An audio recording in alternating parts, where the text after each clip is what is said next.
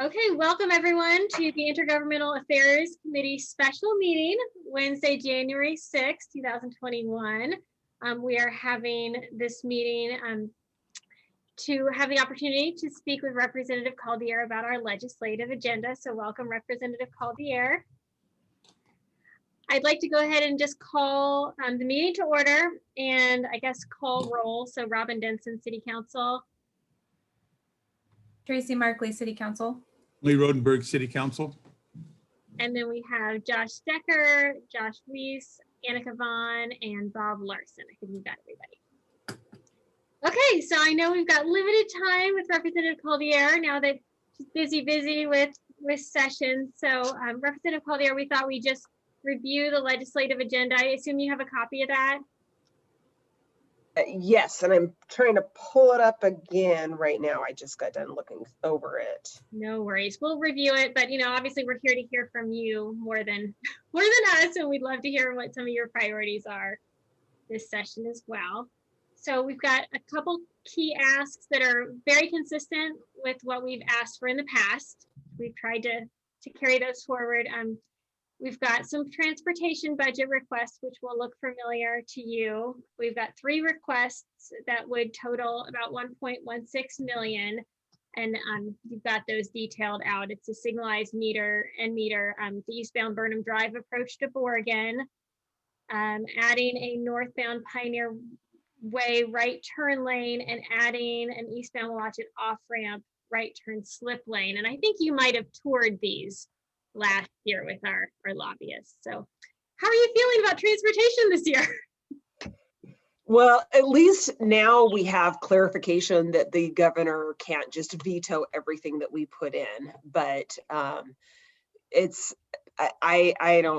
don't know how the transportation budget's going to work. So I will do everything I can to fight for you guys. And I think that what you've asked makes a lot of sense, because that was also still within the study. That was what came out of the study. And I think that that's very good that you guys are kind of sticking with that instead of trying to fight with the department on that. So that's helpful. But yeah, I mean, I will do what I can to fight for the city of Gig Harbor. I am a little nervous as to how session will go this year, though. So I don't want to make any promises that I can't keep.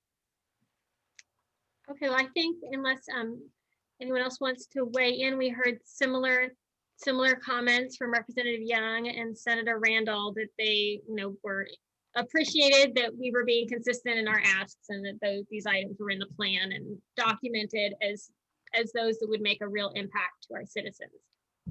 So thank you for that. The next big ask we have in the capital budget is the sports complex. And I know that you are familiar with that. We have a couple RCO grant applications in, and we've scored fairly well.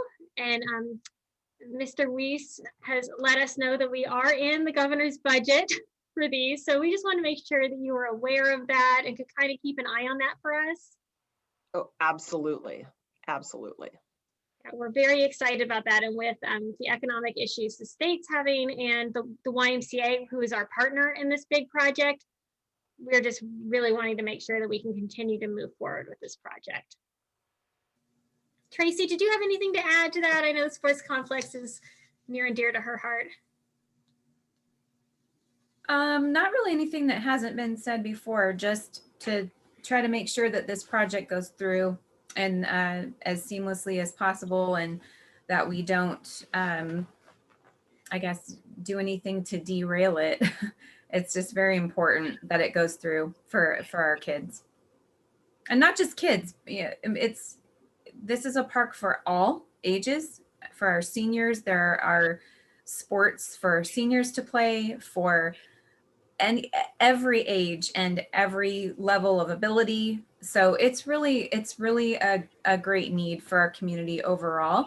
It's not just about the turf fields. I think that's the greatest need that we have for our sporting teams and for our kids, but it's about our entire community being able to interact together at the same time in the same park, and it's going to be something really special. Perfect. And Lee, did you have something to add? I did.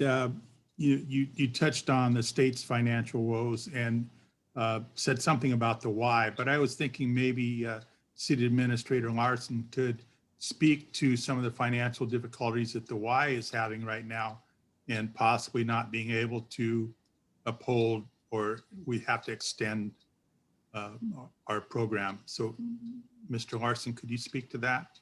Certainly, thank you.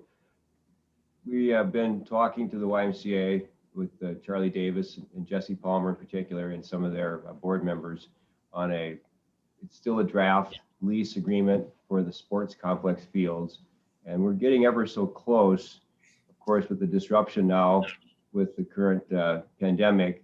The YMCA has approached us, and we've let the council know that they need to put off their fundraising for the sports complex fields at least a couple of years, or for the foreseeable future. But they aren't going to be able to take on their share of the project for 2 more years. I guess that's the delay. But of course, they can't even operate at the moment, so they're struggling with their day-to-day operations, much less capital campaign. And we understand that, and I understand. I'm not speaking for the mayor or council, but I understand we're going to be receptive to that idea as part of the lease agreement. With that, we though intend to pursue our park that's going to be adjacent to and just directly south of the sports complex fields. And we're hoping to get that launched this year with the assistance of some, perhaps the grant monies, either one or both from the state, as well as the potential for some other capital monies. We have our share of it, if you will, in our own budget, but we need obviously some support there from other entities. And we're pretty excited about getting the design work started this year, with the possibility of perhaps starting our construction in 2022. Okay, yeah. Any Thank you. questions? You're welcome. Thank you. If you have any questions, I'll be happy to entertain those. All right, thank you, Mr. Larson. And then we had 2 other kind of policy issues that we'd like you to consider this year. One is the multifamily tax exemption, just expanding that for cities, little smaller cities like ourselves, so that we can use it as a tool if the council decides that they would like to. Your thoughts on that, Representative Collier? To be honest, I don't really, I guess, I don't know how much of a priority that will be in this legislative session, if that makes any sense. So I will be ranking now on Housing, Human Services, and Veterans Committee. So I'm not sure if that's something that would go through my committee and then finance, or just finance directly. But the hard part is that the Democrat leadership has limited the Democrats to having only 7 bills. So as a Republican, if you are asking for more than 7, there's a good chance that they won't listen to any of them. And then there's a higher priority for COVID-related legislations. So the non-COVID related legislation that is, it may not even get a hearing at all, I guess. And so at this point, I am kind of focusing more on the stuff that I think will actually get a hearing. And I don't know if you have a member that is already pushing, having a bill forward regarding that or not. But it will be even harder to get members to put forward a bill if they're only limited to 7. So, I will keep an open mind and do everything I can to support the city. But at the same time, it's like I said before. I mean, I don't know how this session's gonna run, and I think that there's going to be fewer legislation rather than more. So I don't know how this is going to work out, to be honest. It's our Zoom sessions so far have been a little bit of a mess. So we have another one right after this meeting, so for a couple hours. So it'll be interesting, but unless you can articulate how this is COVID related, I I don't know if it would even get a hearing, which is kind of sad to say, because I know it is a priority for the city. I could probably, if it's okay, Representative, not to interrupt, for everybody, I could provide a little bit of context as well on this. For the last 2 years and continuing through the interim, there's been a pretty broad stakeholder conversation around this bill specifically. I do think that the bill will come forward. Your comments, Representative, about not being sure it'll pass, I think are spot on, particularly since it's very complicated by the fact that you really have a real strong tension between municipalities across the state and, frankly, the low-income housing alliance and those advocates. And Gig Harbor is a little bit, I've been sitting at that table for all of those conversations, pardon me.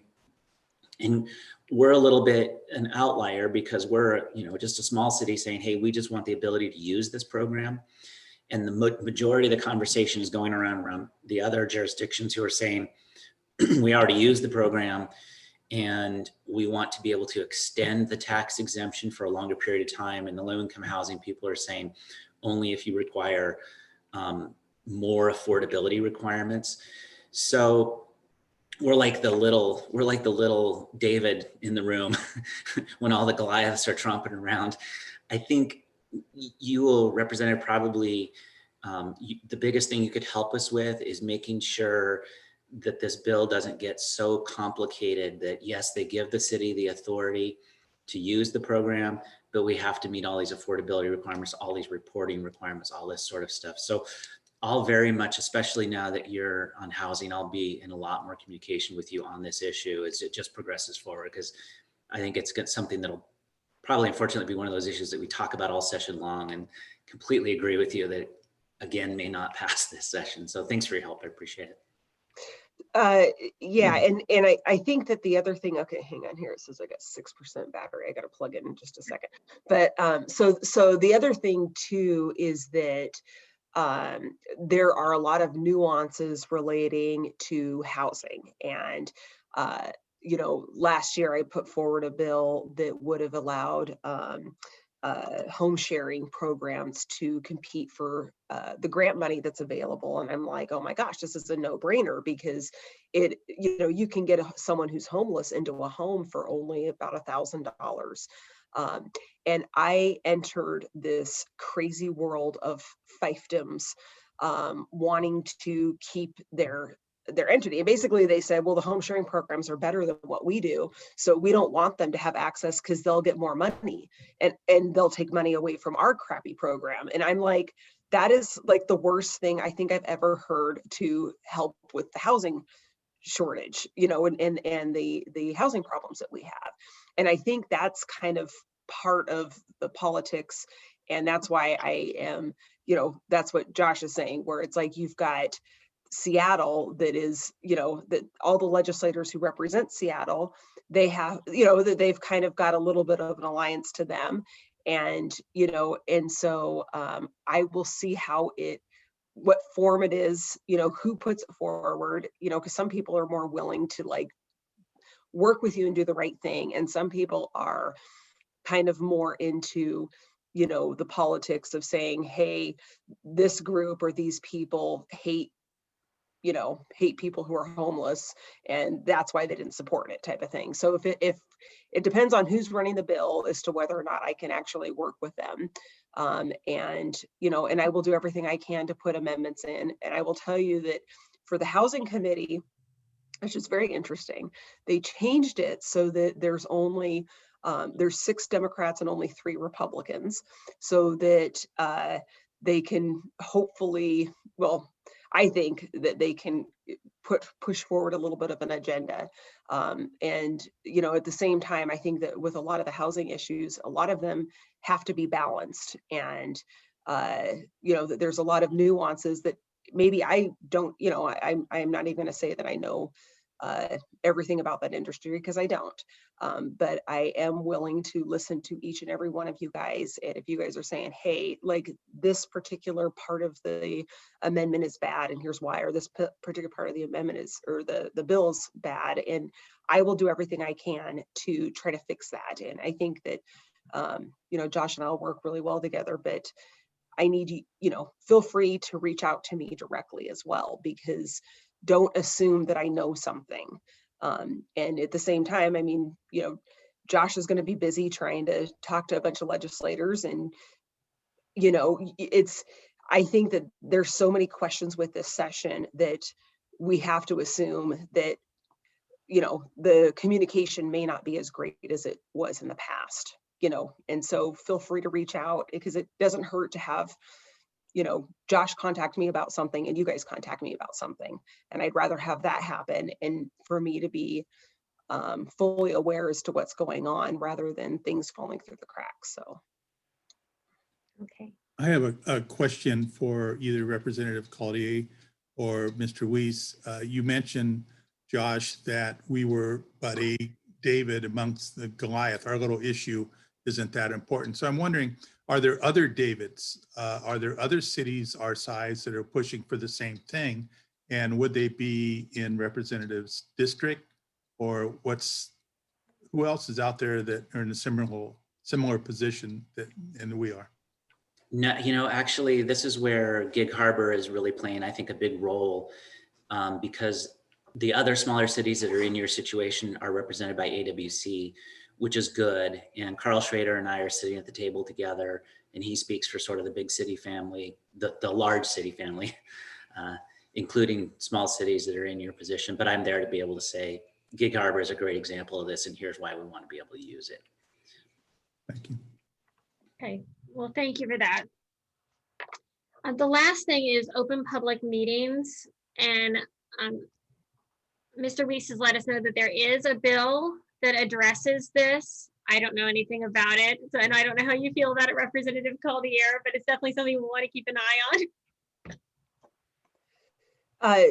Josh, do you have the bill number? Because Sorry. I know that is definitely COVID related, and I think that everybody's supportive of transparency.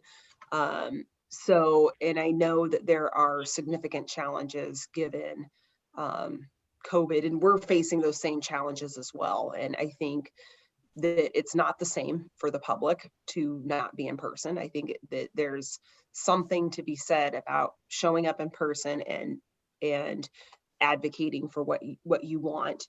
And in the meantime, I want there to be as much transparency as possible between, you know, for the public to be able to advocate and have a voice. Yeah, sure. And this has been pre-filed, and I haven't even sent out bill drafts yet to the cities for their review. So I'm not sure that this meets exactly what they would be wanting, but the goal, it's a Representative Paulette bill, and he's been working closely with AWC. And the goal really is to provide some parameters, some authorities, but also some parameters for cities and local governments in an emergency situation like this that the law currently didn't anticipate, so that there's some authority but parameters for how to conduct virtual meetings that provide that transparency, but also the authority for the jurisdiction to continue to meet and conduct business when we have an extended period like this. So a little bit of it is updating the law just to say, you know, when you're providing access to the public on a website through a virtual forum, these are some of the requirements. I guess the main point there is the bill is a good starting point. Gig Harbor specific views on it, we'll get back to you on, but we have a vehicle out there to be working on. And I think Representative Paulette's intent is good, broadly speaking, in terms of local government. And it's, sorry, where did that go? I just had it. My apologies. I'll get it to you in a sec. Okay, well, with the last few minutes we have, Representative Cloutier, I think we would love to hear your priorities for this session, particularly as they might impact cities like ourselves. So I don't know. So I have a couple bills that I'm already putting forward. And like I said before, I'm trying to be very strategic on my bills because I can't, I just know that if I put out 20, that they're all going to laugh at me and I'm not going to get a hearing it for any of them. So I try to, you know, I guess I always say it's kind of like Alice in Wonderland, and you got to play with the rules of Alice in Wonderland in order to, you know, get anything done. So I have one bill that would change the Growth Management Act and allow cities more time to do the upgrades that they need to for annexing into the urban growth area. Because I think that it's not as bad, I don't think, in Gig Harbor as it is in Port Orchard or Bremerton. And just for fun, you should probably look up the maps of Port Orchard and Bremerton because they're all gerrymandered because the property poor areas, the city doesn't want to annex.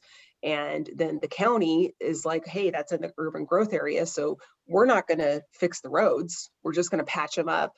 And so, you know, you have this weird spot where it's like the cities don't want to annex it. And I get it, you know, because they're going to have to do all the upgrades and the you know, sidewalks and the stormwater drains. And I think that if they were able to get more time to do some of those and have a little bit more flexibility, that they might actually annex the area. And that way it will allow homeowners or builders to be able to build in those areas. And I think that it would help things. So that's one that I'm putting forward. The other one is I'm going to do the housing, the home sharing program again. I was really irritated with the pushback I got from people who supposedly all they care about is getting homeless people into homes, when it's like it became very obvious that all they cared about was, you know, protecting their fiefdom. And then another one is, which you may not like, but I don't think it'll affect the city of Gig Harbor that much, but I have a huge issue with the sewage spills that are happening to our beautiful Puget Sound that there's very little accountability for. And that if there are so many sewage spills within a certain period of time, which is kind of targeted more at Seattle and King County, that they're going to have a private contractor. They're going to have to put an RFP out for a private contractor to do a bid to fix the infrastructure there. So, and so hang on here. And there's another big one, but I don't know why, but I'm spacing on it for right now. So I think that right now that's what I'm kind of working on. So. Well, we have the best wastewater treatment plant in the state, so we're not worried about that, right? Right. Well, it's so frustrating because it's like I get all the climate change people into my office, and I'm like, what about the sewage that's in the Puget Sound? And they're like, well, what about it? We only care about the plastic straws. And I'm like, I'm sorry, but at the end of the day, I think that the sewage spills are a bigger deal than some of the other things that are on your list. And why is that not a priority? And you know, and I think now with Suquamish tribes suing them as well, that I think that there's going to be a little bit more pressure put on that, because I think that when you get fined less than $1 per 1,000 gallons of raw sewage, that there's not much of an incentive. You know, if you or I dumped 1,000 gallons of raw sewage into the Puget Sound, I'm just saying, I think we should be fined more than $1. Okay, well, thank you so much, Councilmember Rodenberg and Councilmember Markley. Do you have additional questions, or Mr. Weiss or Mr. Larson? I don't really have a question for a representative, but Councilwoman Denson laughed when she said we had the best wastewater treatment in the state, but it is award-winning. And what we put in this Puget Sound, our discharge is way, we meet all the requirements beyond. So if you are interested in that, I'm sure that City Administrator Larson could update you. We're almost an example for what it should be. So if you ever in the future, if you had some time and want to learn more about it, we're a star. That's awesome. Well, I was able to, I've done 2 tours now of the treatment center, and I was very impressed. It was very clean, and you know, I was very impressed. And you know, but to be honest, that's not my area of expertise. So you know, so it's kind of one of those things where I haven't been to enough treatment plants to be able to say, aha, that one is, you know, that one's the bad one and that one's the good one. But I was very impressed with your You guys' know, it is a good looking plant, and like you said, it's clean, but the real story is in the data and the numbers and the records of what we do discharge. So that's where you could get the true story, whether it be ugly or clean and architecturally beautiful. It's the data that really makes a difference. We are, sorry, just to interject a little bit, we are actually having a regulatory issue right now, potentially with Department of Ecology on our treatment plant. It has to do with nutrients, not with actual pollution. It is something that is on sort of our watch list. And if it does become a legislative issue, we will definitely let you know. But we've had a lot of back and forth with a bunch of other cities and counties on this issue in the agency. So everything is not peachy in that world, unfortunately. And it's House Bill 1056 is the open public meetings bill. You can correct me if I'm wrong, but I think as far as nutrients goes, it's there's a certain amount of improvement necessary or required, but yet we're already beyond that, what it used to be. So we don't get credit.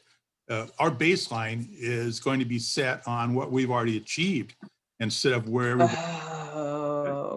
So they want us to achieve beyond. If just pulling the numbers out of the air, if we've improved the numbers by 60% in the last 5 years, and now all of a sudden they want us to improve things 20%, we're already 40% beyond that. So that's where I think the issue is, if I'm not mistaken. That's correct, Councilmember Rodenberg. You're spot on. The briefing we had was they're setting each plan at the standards they're at and expecting them to improve from there. So a high performing plant is going to have to perform at a higher level still. That's my understanding, which I think is incredulous at best. But I also wanted to mention that, yeah, we just received for the 13th year of the last 15, the outstanding plant award for operations.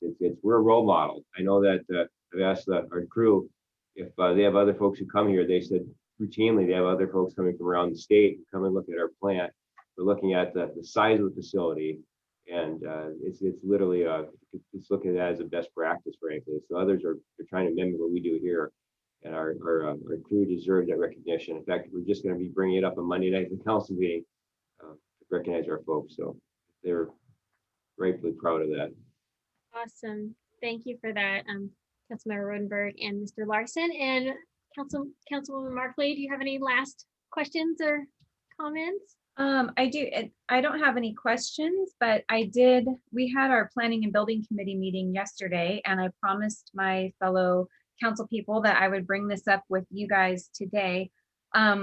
There are a couple bills that we've been told to track that relate to the Growth Management Act and building and growth it could potentially affect the city of Gig Harbor.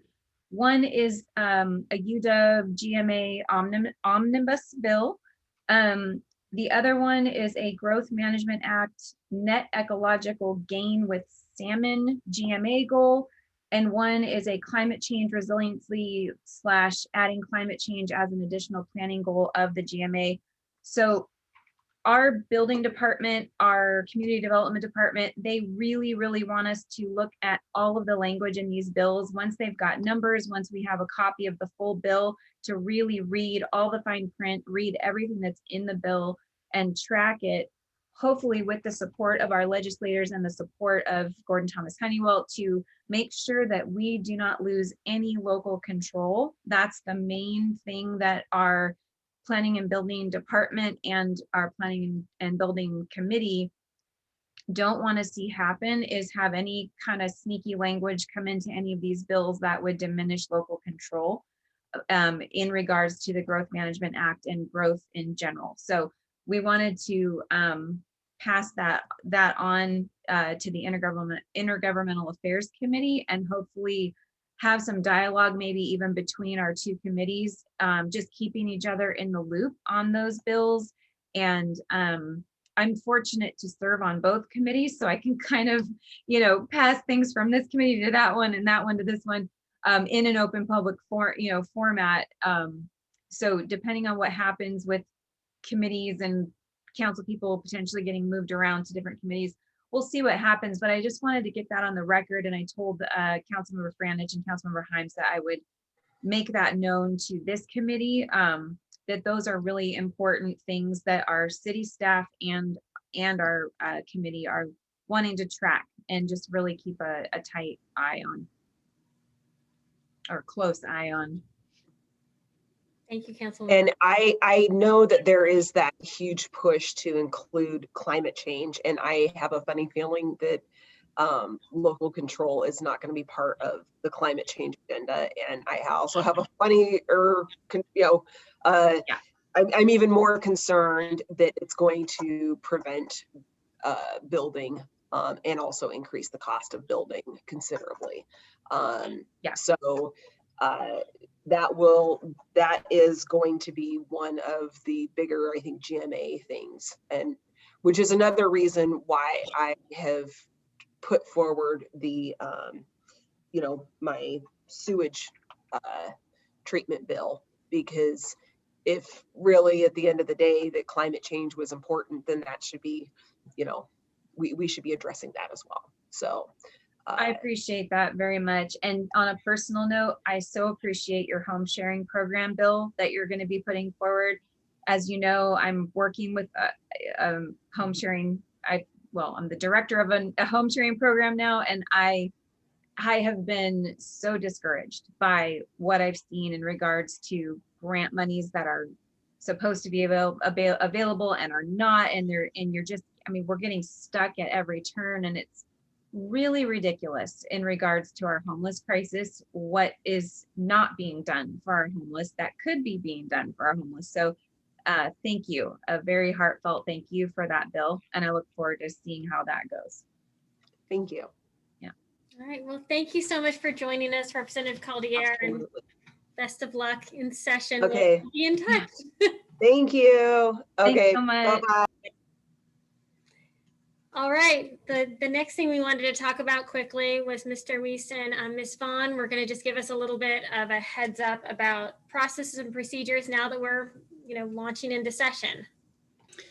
Yeah, this should be a dialogue for all of us. I want to make sure, since 3 council members, this is your first session on this committee, just that you have an opportunity to ask questions about how we tend to address issues when session gets going. We will start probably this weekend. We will get out to you our first weekly report, and then you'll start getting weekly reports every week after that. In that, we will give you a rundown of sort of activity on your priorities. We also will be keeping track of those items that you've identified on your page 2 support opposed list. When you, Councilmember Markley, bring up the GMA bills, that's a trigger for us that, okay, if those are something that you want us to be paying particular attention to, we'll include those in the reports. We also use software here on our end that's a bill tracking software. We'll be entering in bills onto your list, like those GMA bills, and part of our report will be just a status report on all of them. We may not have like a narrative description of sort of what's changed in the week, because honestly, 1, it might not be that interesting, and 2, things don't necessarily change week to week, right? But you'll be able to look at it and say, okay, they're still aware of and tracking these bills. We will start, the other component of that is, I haven't done this with pre-filed bills yet because we're still just getting going and we have lots of time still. But once session starts, we will see every night a list of bills that have been newly introduced. And we'll go through those and we'll look for Again, bills that are either in your priority area or that are on that support opposed list, as well as, you know, other issues that you've tracked for us. And we will send, in the past, we've sent this directly to the mayor and to Mr. Larson. You know, I'm happy if the committee wants to get those emails. They can be towards the beginning, probably first 6 weeks of session. You could anticipate not unusually getting an email a night on, you know, here's 3 or 4 bills that have been introduced. All I'm saying in those cases are, I won't have read the bill entirely. I won't necessarily know that what it does or in all the details. What I'm really saying is, this is a GMA bill that seems like it might be in your zone of interest. Please take a look at it. Let me know if you want us to do anything. In this legislative process, I know Councilmember Dempsey used to work there, so you understand this, but it is very much a process of triage, particularly at the beginning until the first cutoff, which will be, I think it's beginning of February. That's the date by which bills have to get out of their committee, their first committee of referral. If a bill hasn't moved out of its committee of referral by that date, it'll be considered dead in the legislative process. So, and then there's a number of cutoffs after that where they continue to winnow it down. That first beginning of session until that first cutoff, there's just a ton of issues flying around. We don't necessarily know what's real. We don't know what's viable.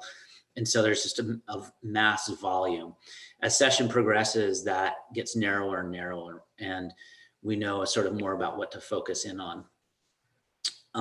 Particularly with this session, I think there's going to be a lot of bills that are introduced, but not a lot that are viable. I probably will be screening out a lot more at the beginning than I normally would and not even getting you riled up about them. If you ever, I will completely say with humility, we miss issues. If you hear of bills out there in the community, if you are looking at it, hearings, TVW, whatever, and you see something and you're like, why aren't we tracking this? Please let us know. It's entirely possible that we missed it. It's entirely possible that we looked at it and know the political backstory and know that, yeah, this bill's getting a hearing, but it's not going anywhere. Or it's possible that it's something that we're working closely with AWC on and know about, but there's a broader strategy for how it's going to get taken care of. We won't suggest that you weigh in on every single bill. We do meet with AWC and all the other city lobbyists every Thursday night and go around and talk about different bills. We will, you know, bills that are of general city interest or even, you know, general political interest, frankly.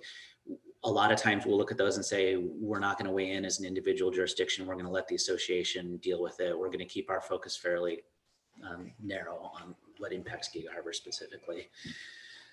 The other thing that will start to happen is, and this could happen as early as tonight, actually, we'll start getting the weekly schedule for hearings.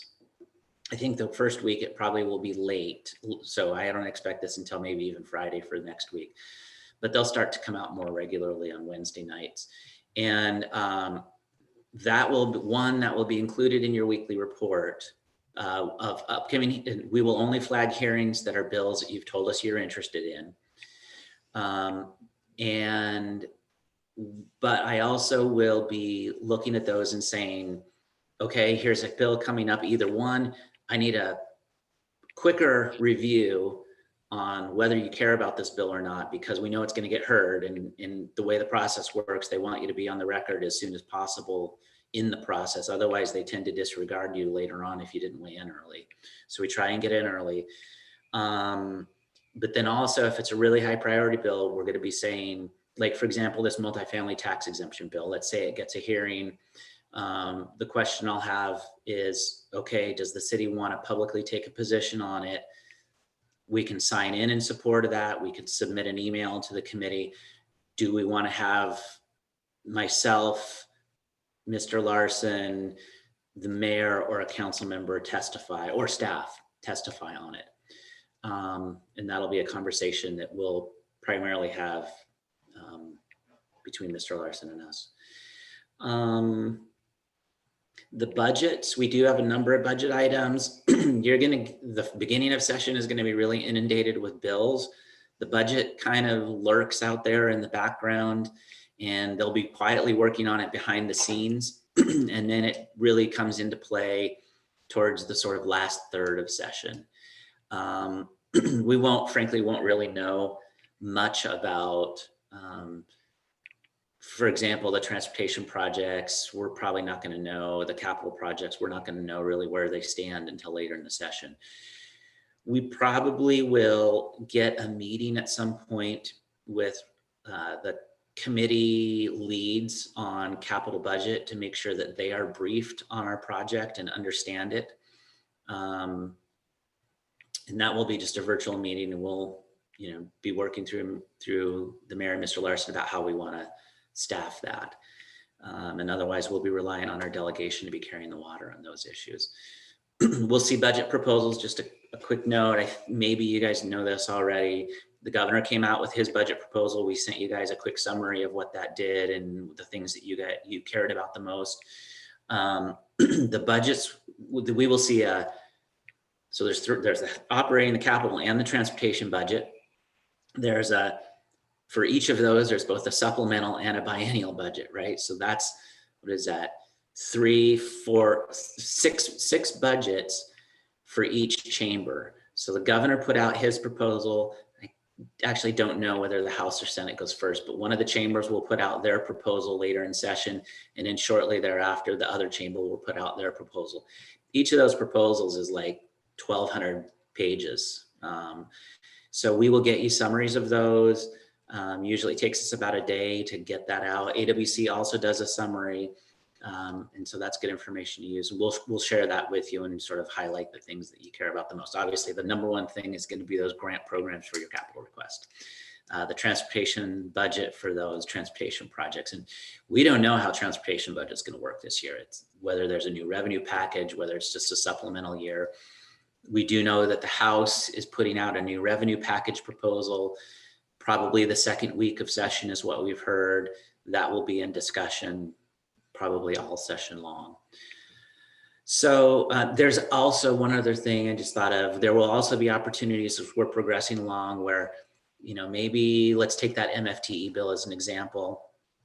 Maybe it's a bill, maybe it's something that we like and cities like, or we really like, don't like, and a bunch of cities don't like. We'll get asked to sign on to letters of support or opposition with other entities. And I'll be going through Mr. Larson to say, okay, there's this opportunity to put your logo on a letter. Do you want to sign on to this letter one way or another? That's one of the other things you'll hear from us. So that's kind of big dump from me. Happy to answer questions or talk that through in a little bit more detail. Anybody have any questions? The only thing I would say is that I think it would be great the extent to which we could have council members testify. Staff and administration is great, but we're basically volunteers and citizens, and I think that our council members are excited to be able to do that. So consider inviting one of us. Yeah, for sure. And it's going to be a lot easier to do this year, right? You'll be able to testify from home. I am planning on using our clients a lot more than having us testify even this year, because you can do it from home, and they're going to get inundated, is our prediction, because you can do it from home, by people across the state wanting to testify. To be blunt, they don't want to hear from the paid professionals. They want to hear from you. And so we're going to use that. But it's going to be our job to make sure and highlight those opportunities for you to be, and make sure you're there, and we're hitting the right talking points. Great. We also probably will be asking you a lot more than in usual to be calling our delegation directly.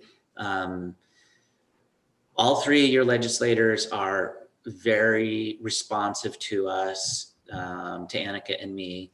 It's going to be hard to get meetings. We're not going to be able to catch them in the hall anymore like we used to, when they're going to the bathroom, accosting them, those kinds of things. I think that's going to get replaced. If we can't text them and get a response back, it's going to be replaced with, okay, Bob, can you have somebody give Representative Caldier a call and make sure she knows to vote no on this issue? Great. Good to know. All right. Yeah, and I, to the extent we had this done a little bit last year, for instance, one of our council members did go down and appear and testify. So depending on the subject matter, we'll be reaching out to the council, in particular you three members representing the council, if we need to have testimony, along with perhaps Mayor Kuhn, depending on the topic. But we want to make sure you're aware of that, we would really enjoy that and be delighted if you could support in that effort. And those will become readily apparent through Josh and Annika, I'm sure. Wonderful. I also would just say that, with a lot of humility, that this virtual format we've never done before. And so we're going to be learning as we go. And if you have ideas or see opportunities you think we're missing or things we should be doing different, please let us know. Because it's not like anybody has this figured out. Do you know are these going to be open to the public to join in and listen to, or is this all closed and you can't view it? And Everything should be available on TVW. Okay. It's going to be a lot different than it used to, right? You used to be able to walk in a hearing room and watch the entire committee and see the individuals' reactions. You used to be able to see who was whispering to who. You used to be able to see who else was in the hearing room paying attention. It's all going to be different now. a little scary, actually, in my opinion. I agree. Better than being in DC right now, though, have to say. Glad we're in Washington State and not Washington, DC. I don't know if you've all seen what's happening over there right now, but oh my gosh. Yeah. Not good. I hope it doesn't happen to our capital. Well, I'm right now about 4 or 5 blocks from Capitol campus, and there is a protest going on there. There was just a helicopter going on overhead. Oh, good. And we have actually heard that the first day of session, there's going to be a big rally and desire to be in the Capitol. So we'll see. Okay, well, thoughts and prayers for all of you down there. Yeah, thanks. Seriously. I mean, seriously. Yeah, I appreciate it. Yeah. Hopefully things calm down soon. We can kind of get back to being rational human beings. Wouldn't that be nice? What a concept, right? Like, should I say that? Just all calm down. Just settle, just simmer down, people. Just simmer down. All righty. Well, thank you. Unless there's any last comments. Just a thank you to Josh and Annika for being here and for all of your help and guidance through this. I know this is a new process for us three, and so really appreciate your guidance through this very much. So Thank We you. love doing it. All right. Can we have a motion to adjourn? I make a motion, we adjourn. I'll second it. All those in favor? Aye. All right, we're adjourned. Thanks, everybody. All right. Thank you. Bye, everyone.